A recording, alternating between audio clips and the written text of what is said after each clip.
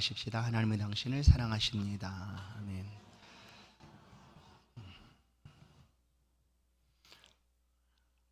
세례 받으신 예수님이라는 말씀을 함께 나누겠습니다. 마가복음을 통해서 마가는 고난 받으신 예수, 그 예수 그리스도의 모습을 가감없이 우리 가운데 보여줍니다. 그러나 메시아가 고난을 받으셨다, 연약한 자리에 놓이셨다, 낮아지셨고 또 고통 중에 계셨다 하는 그 모든 사실이 오히려 그가 바로 우리의 구세주가 되신다라는 사실을 마가복음 전체를 통하여 우리 가운데 알려주고 있습니다. 이것을 증언할 사람으로 지난 시간에 한 사람을 세웠는데 그가 바로 세례 요한이었습니다. 세례 요한이 예수 그리스도의 오심을 보고 이가 바로 너희를 인도할 그리스도시다, 보라 세상 죄를 지고 가는 하나님의 어린 양이로다 라고 선언합니다. 바로 그 내용을 들어서 마가는 예수 그리스도가 우리의 메시아가 되신다라는 것을 들려줍니다. 바로 그때에 요단강에서는 많은 사람들이 세례 요한에게 세례를 받고 있었습니다. 온 유대라고 표현할 정도로 모든 이스라엘 사람들이 요단강으로 나아갔습니다. 세례를 왜 받을까? 왜 받겠습니까? 오늘날 우리가 예수를 믿고 세례를 받는 것은 물세례죠. 두 가지 세례가 있는데 성령 세례와 물 세례가 있습니다. 성령 세례는 말씀드린 대로 예수 그리스도를 믿는 순간 이미 받은 세례죠. 성령을 아니하고는 우리가 예수를 주라고 시인할 수 없기 때문에 우리가 예수를 믿는다고 하는 것은 이미 우리 안에 성령께서 임하셨고 성령 세례가 베풀어졌다라는 것입니다. 그것이 바로 성경에서 말하는 물세례, 곧 성령 세례입니다. 그러나 이제 이것은 우리는 알 수가 있겠지만 이제 내가 예수를 믿었노라 하는 것을 공포하고 모든 사람들 앞에 나도 예수 믿는 사람이 되었습니다라고 선언하는 과정이 바로 세례인데, 그것은 이제 보여주는 과정이지만 실제적으로 세례라는 것은 죄를 씻는다 하는 그런 의미를 가집니다. 죄 씻음을 받았다 하는 그런 의미가 바로 세례 속에 담겨져 있습니다. 그러니까 요단강에 나온 모든 이스라엘 사람들은 죄를 씻기 위하여 그곳으로 나왔다라는 거예요. 내 죄 사함을 받기 위하여. 그러면 그 전까지, 물론 그때도 마찬가지였겠지만 그때에 하나님 앞에 나아가기 위해서는 죄가 없어야 되는데 그 죄 씻음을 받는 방법이 뭐였는가? 그것이 바로 예배, 제사였습니다. 제사. 제물을 가지고 하나님 앞에 나아가는 율법의 모든 제사들, 소제, 번제, 화목제, 속건제, 속죄제, 이런 5대 제사를 그들은 하나님 앞에 드려야 했습니다.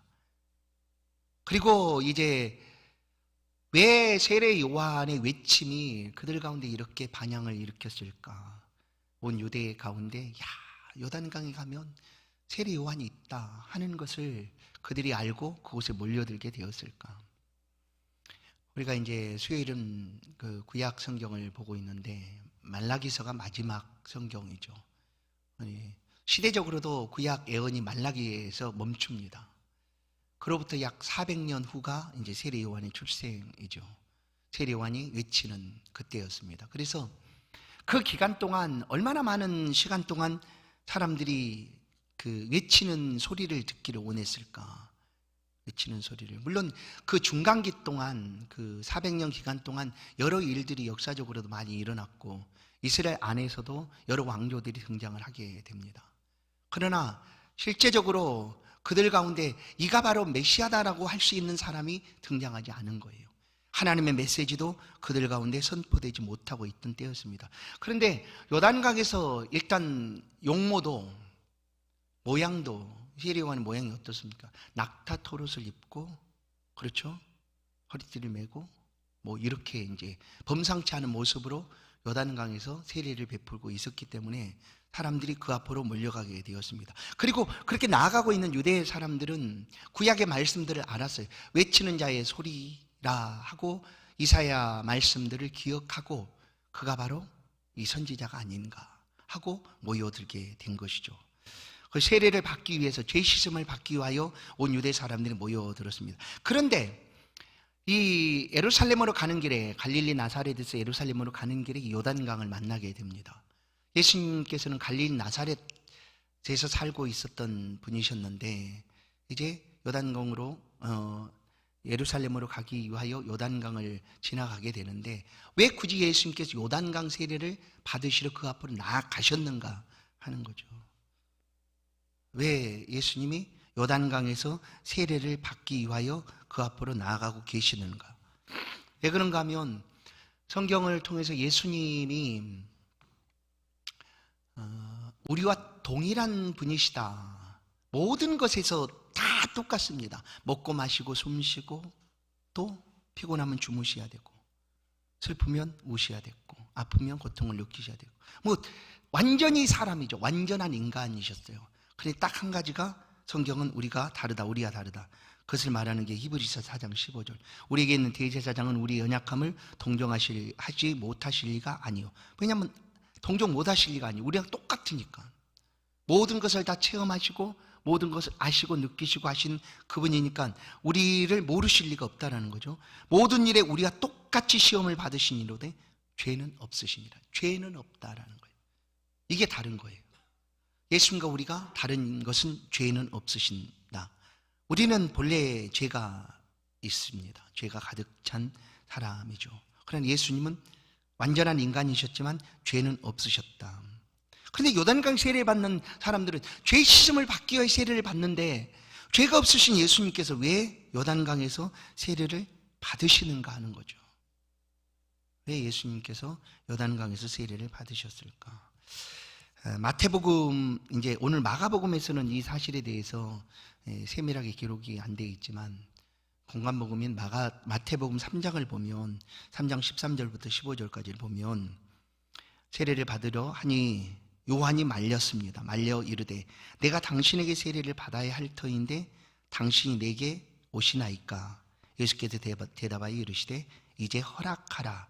우리가 이와 같이 하여 모든 의를 이루는 것이 합당하니라. 이렇게 얘기하는 거예요. 아니 세례 요한은 예수님 알아봤거든요. 그러니까 예수님 오실 때 세상죄를 지고 가는 하나님의 어린 양이로다. 나는 그의 신들매를 신발끈을 풀기도 감당지 못할 자다. 나는 물로 세례를 주지만 그는 성령으로 세례를 주시는 분이다 하고 예수 그리스도를 알아봤어요. 근데 그 예수께서 자기 앞에 오신 거예요. 그러니까 당연히 손살이 치지 않겠어요. 세례요한이 몰랐다고 하면 그냥 세례를 주면 될 터인데 오셨어요. 그래서 세례요한이 거절합니다. 아니 어떻게 여기 오십니까? 라고 얘기하는 거예요. 그러자 예수님께서 이제 허락하라. 우리가 이와 같이 하여야 모든 일을 이루는 것이 합당하니라. 허락하라. 여러분, 하나님은 질서의 하나님이십니다. 우리가 그것을 기억하죠. 하나님은 혼란하고 이런 것보다 질서가 있는 것을 하나님은 좋아하시는 분이시고, 실제적으로 하나님은 질서를 따라서, 우리가 천지창조의 모습을 보시면 어떻습니까? 똑같잖아요.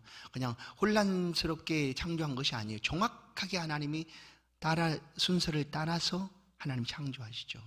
그리고 친히 나는 질서의 하나님이다 하시는 거예요. 그래서 이 예수님도 세례 요한에게 아니 허락해라, 괜찮다, 이와 같이 함으로 하나님 앞에 의를 이루는 것이니까 합당하다, 괜찮다고 세례를 하라고 얘기하죠. 그래서 예수님께서 그렇게 세례를 받게 됩니다.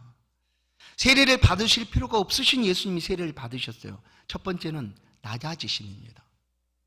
왜 세례를 받으셨는가? 그건 낮아지심이에요.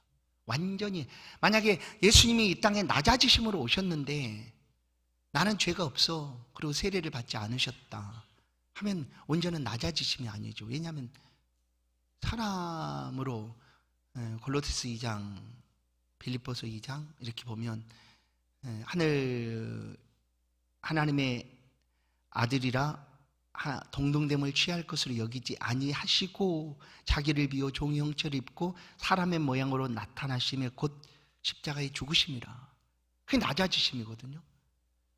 인간의 모습으로 오신 것, 그걸 성육신이라고 하는데 이보다 더 낮아질 수가 사실 없죠. 피조 창조하신 분이 그 자기가 만든 그 피조물의 형상을 입고 오셨다. 그건 낮아지십니다. 근데 예수 그리스도는 여기서 더 낮아지시죠. 어떻게? 지옥까지 지옥 강하죠. 죄를 뒤집어 쓰고 떨어지는 거예요. 그렇게 낮아지셨어요. 그런데 그 낮아지심을 행하실 예수 그리스도께서 세례를 받지 않으신다? 그러면 이 낮아지심이 온전해질 수가 없지 않겠습니까? 예수님은 자신의 낮아지심을 이렇게 세례 받으심을 통하여 우리 가운데 보여주십니다. 또 한 가지가 있어요. 오늘 마태복음 3장 14절을 보면 이제 허락하라. 우리가 이와 같이 하여야. 예수님께 뭘 하는 거죠? 세례를 받는 것이 하는 행동이에요. 이와 같이 하여야 하나님이 원하시는 의를 이루는 것이다. 이것이 합당하다. 이게 뭐냐면 하나님의 말씀대로 순종하여 그 하나님의 말씀대로 의를 이루시는 일이었습니다. 이것이 말씀대로 순종하여 하나님의 의를 이루시는 일이었다라는 것을 알 수가 있습니다. 예수님의 사역들을 보시면 사실은 이 사역을 이제 앞으로 하십니다. 예수님이 죄 씻는 사역이죠. 우리가 복음을 들을 때, 예수를 믿을 때 우리의 죄가 사함을 받는 거죠. 그 사역을 예수님께서는 공생애를 통하여 모든 지역에서 다 하셨지 않습니까? 바로 그 사역 전에 예수님 자신도 이렇게 세례를 받으시고 낮아지셨고 또한 겸손하셨고 또한 하나님의 말씀의 성취를 친히 완성하고 계신다. 이제 예수님은 온 백성 모든 인류의 죄를 담당하고 이 죄의 형벌을 받으셔야 되는 분이셨습니다. 그래서 그 세례 자리에 나아오셨죠. 그리고 예수님께서 이제 마가는 예수님이 그리스도 메시아시다라는 사실을 두 번째 이제 증인으로 우리 가운데 드러내주고 있는 것이 모습이 11절 말씀입니다. 11절. 하늘로부터 소리가 나기를 너는 내 사랑하는 아들이라 내가 너를 기뻐하노라. 이거는 하늘에서 예수 그리스도께 들려주신 음성인데 마가가 이걸 어떻게 알았을까? 그러니까 이제 이 복음서는 한 사람이 기록한 들었던 역사적인 사실이든지 직접 경험했던 그런 기록이라기보다 성령 하나님께서, 그래서 온 저자이신 성령 하나님께서 이 마가라는 주의 제자를 감동시켜서 깨닫게 하고 알려주신 거예요. 그렇게 해서 이제 예수님께만 들려졌던 이 음성을 마가도 듣고 알고 기록을 하게 된 거죠. 그게 뭐냐면 하나님께서 모세를 세우셨습니다. 모세를 이스라엘의 지도자로, 이제 출애굽의 지도자로 세우시고 모세를 불렀죠. 모세가 이제 한 일이 이스라엘을 구원해내는 일이었고 또한 시내산에서 율법을 수여받은 일이었죠. 그런데 그 율법을 수여받은 내용은 당연히 이제 모세오경에 담겨져 있는데 그 이전의 일들이 창세기 아니겠습니까? 창세기죠. 그래, 그 창세기를 어떻게 모세가 알게 되었을까 하는 거예요. 그것이 이제 이 저자가 이제 우리가 창세기, 출애굽, 레위기, 민수기, 신명기를 모세오경이라 해서 5권 모세가 기록한 이제 책인데 모세 역시 그가 경험하지 않은 일이죠. 알지도 못했던 일이지만 디모데후서 3장의 말씀처럼 모든 성경은 하나님 감동으로 된 것으로, 감동이에요. 하나님께서 감동시켜 주셔서 그로 하여금 쓰게 하신 거죠. 그래서 오류가 없다. 그래서 오늘 이 마가도 두 번째 증인으로 우리 앞에 불러 세운 이 말씀이 바로 11절. 너는 내 사랑하는 아들이라 내가 너를 기뻐하노라. 하나님이 직접 예수 그리스도를 이렇게 선언하시는 거죠. 하나님의 아들이라 내가 너를 기뻐하노라. 그러면 이 하나님의 아들과 하나님이 기뻐하는 사람이 누군가? 그게 바로 이제 구약 전체 속에서 메시아입니다. 메시아. 그를 우리 가운데 보여주고 이가 바로 우리 그리스도 구세주 메시아이시다라는 것이죠. 요단강은 굉장히 중요한 장소이기도 합니다. 물론 지리적으로 이스라엘 그 요단강 지류를 통해서 그 주변에서 이제 이렇게 애굽의 나일강처럼 그런 요단강 주변에 요단강 물이 넘쳐남으로 농사도 짓고 이런 중요한 장소이기도 한데 이 성경 역사적으로 봐도 이 요단강은 하나님의 언약궤가 멈춰선 곳이 바로 이 요단강입니다. 여호수아를 통하여 요단강을 건너서 가나안으로 들어갈 때 하나님의 제사장들, 그리고 그 하나님의 언약궤를 맨 제사장들이 발이 든든하게 서 있던 자리가 요단강이에요. 바로 그 자리에서 지금 세례 요한이 세례를 주고 있는 것이죠. 이 요단강은 또 엘리야가 승천할 때 엘리사가 엘리야를 끝까지 뒤쫓습니다. 선지생들이 야, 너 참 어리석다. 하나님이 그를 취하여 갈 텐데 왜 쫓아가느냐 해도 엘리사는 끝까지 쫓아갔습니다. 그게 어딘가 요단강이거든요. 요단강 가. 선지생도들은 멀찍이서 보지만 이 엘리야가 하늘에 해리바람을 타고 승천하는 모습을 바로 그 가까이서 보았다. 바로 요단강에 서서 본 거예요. 엘리야가 승천하는 장면을. 오늘 10절 말씀을 보겠습니다. 10절을 보시면 곧 물에서 올라오실 때, 세례를 받고 이제 올라오십니다. 올라오실새 하늘이 갈라짐과 성령이 비둘기같이 자기에게 내려오심을 보시더니, 이 누가 보셨어요? 예수께서 보신 거예요. 하늘이 갈라졌다. 여러분 하늘이 갈라지는 걸 여러분 보셨습니까? 하늘이 갈라지는 것을 우리가 어떻게 볼 수가 있어요? 하늘은 그냥 하늘로 그냥 이렇게 뭔가 텐트를 쳐놓듯 그렇게 쳐 있는 거잖아요. 갈라지는 것을 볼 수가 없어요. 그냥 언젠가는 그런 일이 벌어지겠죠. 근데 이건 상징이기도 합니다. 예수님께서 하늘이 갈라짐을 보셨다. 그리고 그곳으로부터 뭐예요? 성령이 비둘기같이 자기에 내려오심을 보셨다. 요단강이 갈라지고 이스라엘 백성들이 가나안으로 들어갑니다. 갈라짐. 요단강이 좌우로 갈라지죠. 예수 그리스도께서 이 땅에 오셔서 아무도 갈 수 없는 천국의 길을 열어주신 사건이기도 하죠. 상징적으로 예수 그리스도께서 세례를 받으시고 이제 메시아로서의 사역을 감당하시는 그 순간 하나님께서는 이는 내 사랑하는 아들이다 말씀해 주시고 내가 너를 기뻐한다 말씀해 주시고 예수 그리스도에게 그 하늘이 갈라짐을 보여주셨고 성령이 임하여서 예수 그리스도에게 함께 하셨다. 그것은 예수님 요한복음 14장 6절 내가 곧 길이요 진리요 생명이니 나로 말미암지 않고는 아버지께로 올 자가 없느니라. 그래 천하 인간에게 다른 이름을 주신 일이 없다라는 말씀이 바로 이 말씀이 아니겠어요? 예수 그리스도를 통하지 아니하고는 절대로 천국에 갈 수가 없어요. 천국에 들어갈 수가 없는 거죠. 그래서 내가 곧 길이요 진리요 생명이다 하고 예수님께서 하신 말씀. 시편 2장 7절을 보면 내가 여호와의 명령을 전하노라 여호와께서 내게 이르시되 너는 내 아들이라 오늘 내가 너를 낳았도다. 이게 메시아의 예언신데 예수 그리스도를 향하여 하나님께서 예언하고 있는 말씀들이죠. 요단강 세례를 받으심으로 예수님 공생의 사역을 이제 시작하게 됩니다. 공적으로 이는 내 사랑하는 아들이 내 기뻐하는 자라라는 칭함을 받으시고 사역을 시작하게 되시는데 말씀드린 대로 예수님은 그 공생의 3년 동안 평생 이 사역을 하셨어요. 죄 씻는 사역을 하신 거예요. 복음을 전하고 말씀대로 삶을 살아가는 그런 사람들, 제자들을 세우시고 훈련시키시고 양육하시고 또 그 제자들을 파송하고 보내셔서 모든 사람들이 바로 죄 씻음을 받을 수 있도록 그 복음을 듣고 믿는다는 건 죄 씻음을 받는다는 거거든요. 예수를 믿는 순간 이미 말씀드린 대로 우리가 세례를 받듯 죄 용서함을 받게 되는 거죠. 그래서 이 사역을 예수님은 공생의 사역 동안 하시게 된 것입니다.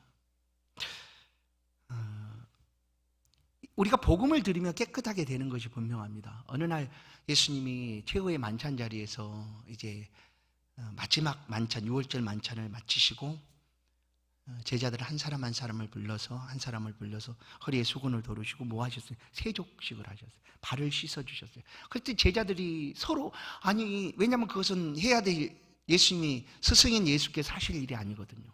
안 됩니다. 손살에 치지만 그냥 예수님이 씻으셨어요. 근데 베드로 차례가 되었을 때 베드로는 그야말로 완강하게 그냥 안 된다는 거예요. 절대로 못합니다. 그냥 절대 씻을 수 없습니다 하고 발을 막 감추든지 막 손살에 치지 못해요. 그렇게 예수님이 하도 그러니까 그러면 너와 나와 상관이 없다라고 얘기를 하는 거예요. 상관이 없다. 굉장히 무서운 말이죠. 너랑 나랑은 아무 관계가 없다 이제. 뭐 이런 거 아니겠어요? 그러니까 베드로가 그 얘기를 듣고 깜짝 놀라서 아닙니다. 그럼 내 온몸을 씻어 주십시오 라고 얘기를 합니다. 내 머리도 씻어 주시고 몸도 씻어 주십시오. 그랬더니 이미 너희는 깨끗하게 되었다 라고, 온몸이 깨끗하게 되어서 이제 발만 씻으면 된다라고 예수님께서 말씀을 하시죠. 그러니까 뭐예요? 이미 복음을 들음으로 깨끗하게 된 거예요. 사실 복음을 들음으로 죄 씻음을 받고 깨끗하게 되었다라는 것을 보여주고 있는 것이죠. 그런 다음에 이제 세례를 받으시고 예수님께서 오늘, 그러니까 마가는 아주 간결하게 아주 쭉쭉 지나갑니다. 다른 공간복음서를 보면 이런 부분들 아주 많이 기록을 하잖아요. 말씀드린 대로 마가가 기록한 복음서의 그 주제는 이제 고난 받으신 예수 그리스도, 그래서 고난에 대한 말씀들을 많이 담고, 또한 그 그리스도를 아무도 몰랐더라라는 것이었는데, 그래서 이제 짤막짤막하게 지나갑니다. 12절을 보시면 이제 요단 세례를 받으시고 공적 사역을 하기에 앞서 반드시 거쳐야 되는 과정이 있었어요. 메시아로서의 거쳐야 되는 과정. 그렇게 봅니다, 이거를. 그게 뭐냐면 시험 받으심입니다. 예수님께서 시험 받으셨다. 예수님께 시험 받으셨는데 잘 보셔야 돼요. 성령이 예수를 광야로 몰아내시니라. 마태복음은 성령에게 이끌려 마귀에게 시험을 받으러 가셨다라고 얘기해요. 그러니까 마귀의 시험을 그냥 마귀가 시험하자 이게 아니라 성령께서 예수 그리스도를 의도적으로 그곳으로 이끌고 가셨다라는 거예요. 왜냐하면 시험을 반드시 통과해야 됐기 때문입니다. 성도 여러분, 시험은 물론 시험 좋아하는 사람이 있을까 싶지만 공부 잘하는 사람 시험 굉장히 좋아해요. 시험 보는 날만 기다려요, 그 사람들은. 왜냐하면 시험을 봐야지만 내가 이거다라는 것을 알 수 있으니까 다른 날은 별로 신경 안 해요. 시험 보는 것만 좋아해요. 그러니까 얼마나 좋아. 그러니까 어떤 사람은 시험이 좋아하는 사람이 있다는 거예요. 다 여러분 아니겠지만 저처럼 시험 싫어요. 그런 게 아니라 시험을 좋아하는 사람도 있어요. 우리가 예수를 믿는 삶 속에 시험이라는 것이 없었으면 참 좋겠다라고 우리가 생각을 합니다. 맞아요. 시험이 없었으면 좋겠다. 시험이 없고 그냥 편하고 잔잔하고 늘 평안했으면 좋겠다. 그런데 잔잔한 바다에는 배가 다닐 수가 없어요. 지나가지를 못해요. 뭐 지금이야 뭐 동력으로 가니까 말고, 이때 말씀이 기록되던 시기에 다 바람 영향으로 가는 거 아니겠어요? 바람이 불고 폭풍우가 치고 막 이렇게 해야지만 폭풍을 인하여 더 앞으로 빨리 갑니다라는 찬송도 있듯이, 시험은요 그 좋아하는 사람만이 아니라 성도들이 시험을 잘 통과하면 이제 인정을 받게 되는 거예요. 인정을 받는다. 시험을 통과하면 인정을 받아요. 야, 이제 됐어 하고 인정을 받게 돼요. 그러나 이 시험이 되기 전까지, 통과하기 전까지는 인정을 못 받는 거예요. 그래서 이 자격을 심사를 받을 때 반드시 그 시험을 통과해야지만 그런 자격을 주듯이, 이 신앙 안에서도 우리가 받아야 될 시험들이 있어요. 그 시험을 지혜롭게 잘 통과하고 넉넉하게 맞서서 승리하면 인정받는 거예요. 그러니까 시험 두려워하지 마시고, 시험이 오라, 내가 당당하게 맞서서 이기리라, 이런 마음으로 그냥 만나십시오. 그러면 그 시험이 왔다는 것은 뭔가가 인정할 것이 있다는 거예요. 뭔가 나은 일이 있구나 그러잖아요. 시험은 항상 그렇거든요. 시험을 통해서 인정해 주든지 더 높은 지위를 얻든지 아니면 칭찬을 받든지 다 그러잖아요. 그러니까 신앙생활의 시험을 너무 무서워하지 마시라는 거예요. 왜 예수님께서 시험을 받으셔야 했을까? 예수님을 성경은 로마서는 이렇게 얘기합니다. 두 번째 아담이다라는 표현을 쓰기도 합니다. 두 번째 아담. 첫 번째 아담이 누굴까요? 창조된 인류죠. 첫사람이죠. 그러니까 이 첫사람이 하나님의 시험을 통과했다면 두 번째 아담이 필요가 없었어요. 사실은 이 구원 역사를 통해서 보면 그렇다는 거예요. 그러나 첫 번째 아담이 이 시험을 통과하지를 못했어요. 어떻게 해요? 뱀이 와서 유혹하니까 먹음직, 보암직, 지혜롭게 할 만큼 탐스러워서 그냥 덥석 먹었어요. 그래서 시험에서 탈락. 그래서 죄가 오게 된 거죠. 그래서 한 사람의 범죄함으로 온 인류가 사망이 찾아왔다. 로마서 얘기예요. 그래서 이 사망을 어찌할까? 하나님께서 구원을 계획하시고 이 사망에서 하나님의 가장 귀하게 창조한 우리잖아요. 하나님 모양과 형상을 따라 빚은 사람. 내 모든 기쁨이 너에게 있다 하셨던 그 사람을 구원해 내시기 위하여 두 번째 아담을 보내신 거예요. 그 두 번째 아담이 바로 예수 그리스도시죠. 그러면 이제 이 예수 그리스도도 아까 말한 대로 이 시험을 통과를 해야 되는 상황이에요.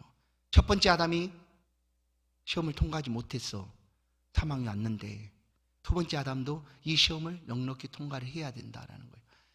우리 인생에 다가오는 모든 시험은 다 이런 것에 걸려 있습니다. 창세기 3장 6절 아까 말한 대로 첫사람이 그렇게 먹음직 보암직 하고 덥석 먹어서 시험에 졌죠. 우리 인생에 다가오는 모든 그 유혹이나 시험들은 여기에 걸려 있어요. 요한일서 2장 16절을 보면 이는 세상에 있는 모든 것이 육신의 정욕, 안목의 정욕, 이생의 자랑이니 다 아버지께로부터 온 것이 아니요 세상으로부터 온 것이라. 여기에 다 걸려 있습니다. 보세요. 육신의 정욕, 안목의 정욕, 이생의 자랑. 이것이 이제 그 아담과 하와가 구하였던 먹음직 보암직 지혜롭게 할 만큼 탐스러운 그런 것과도 연결되어 있죠. 그래서 예수님께서도 시험을 받으셔야 했어요. 그래서 성령이 예수님을 광야로 이끌어 갑니다. 광야는 시험 받는 장소였어요. 광야에서 다른 복음서를 더 보면은 자세하게 나와 있지요. 거기 보면 굶주리셨어요. 40일 동안 굶주리셨다. 오늘 13절도 40일을 계시면서 사탄에게 시험을 받으시며 들짐승과 함께 계시니 천사들이 수종들더라. 그러니까 아주 너무 짤막하게 기록됐잖아요. 마태복음을 보거나 누가복음을 보면 예수님 시험 받으신 장면을 아주 자세하게 기록을 합니다. 40일 동안 굶주리셨어요. 그래서 40일 후에 시험이 다가옵니다. 첫 번째 시험이 너 배고프잖아. 그러면 이 돌로 떡을 만들어 먹어라. 이렇게 시험이 다가오죠. 그 시험이었어요. 40일 동안 굶주렸으니, 그리고 예수님은 능히 그렇게 하실 수 있는 전능하신 하나님이시니까 얼마든지 하실 수 있어요. 그래서 예수님 물리치시죠. 말씀으로 물리쳐요. 두 번째 어떻게 해요? 성령 꼭대기로 데리고 올라갑니다. 뛰어내려라. 그러면 성경에 있는 말씀대로 천사가 너를 발이 땅에 닿기 전에 너를 내 발을 받쳐줄 것이다. 뛰어내려라. 예수님이 또 이게 뭐냐면 이생의 자랑 아니에요. 자랑. 응? 그렇잖아요. 내가 여기서도 뛰어내릴 수 있어. 나는 문제 없어. 나는 아무 문제가 없어 하고 할 수도 있지 않겠어요? 40일은 굶주리신 예수님께 예수님이 또 물리치시. 주너의 하나님을 시험치 말라 하고 물리쳐요. 그리고 마지막 이제 마귀가 또 시험을 합니다. 온 천하 만국의 은근보화 모든 것을 부귀영화를 다 보여주고 이렇게 얘기해요. 이 시험도 쉽진 않은 시험이죠. 나한테 절 한번 해라. 나를 경배해라. 그럼 내가 이 모든 부귀영화를 너에게 줄 것이다 라고 얘기하는 거예요. 그런데 예수님께 뭐 그거 거뜬없지 쉽겠지라고 여기시면 안 돼요. 왜냐하면 말씀드린 예수님도 완전한 인간이셨다니까요. 완전한 인간이셨어요. 그 겟세마네 동산에서 예수님이 기도하실 때 전능하신 하나님이신데 그런 표현이 뭔 필요가 있는가라고 우리가 말씀을 읽을 때 그렇게 생각한다면 그건 오산일 수 있어요. 예수님이 완전한 인간이셨어요. 우리와 별반 다르지 않으셨어요. 여러분, 우리 앞에 이런 부귀영화가 놓여 있고 눈 한번 찌끌 감고 그냥 절연만 하면 모든 걸 준다고 하면 우리는 쉽게 너 무슨 소리야, 괜찮아 이렇게 할 수가 있을까? 근데 여기는 더 깊은 의미가 있습니다. 사단은 이렇게 하면 그가 지는 거거든요. 왜냐하면 이렇게 하면 예수 그리스도가 영광을 얻을 수 있겠지만 인류의 죄사함은 사라지는 거죠. 사라지는 거예요. 그래서 사단이 원하는 방법이죠. 그러니 그냥 고난받을 필요 뭐 있느냐. 너 십자가의 고난도 받아야 되고 너 그 아픔을 견뎌야 되는데 그냥 여기서 그냥 나한테 절 한 번만 하면 내가 모든 영광을 다 줄 거야. 네가 나중에 될 모든 것들을 다 얻을 수가 있어 하고 유혹하는 거예요. 예수님이 거절을 물리치시죠. 역시 말씀으로 물리치십니다.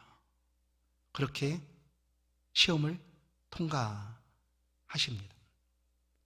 예수님께서 첫 번째 아담이 실패했던 이 사역을 예수님이 완성하셨어요. 로마서 5장 17절을 보시면 한 사람의 범죄로 말미암아 사망이 그 한 사람을 통하여 왕노릇하였은즉 더욱 은혜와 의의 선물을 넘치게 받는 자들은 한 분 예수 그리스도를 통하여 생명 안에서 왕노릇하리로다. 아담 한 사람의 실패로 인하여 우리는 사망에 빠졌는데 예수 그리스도가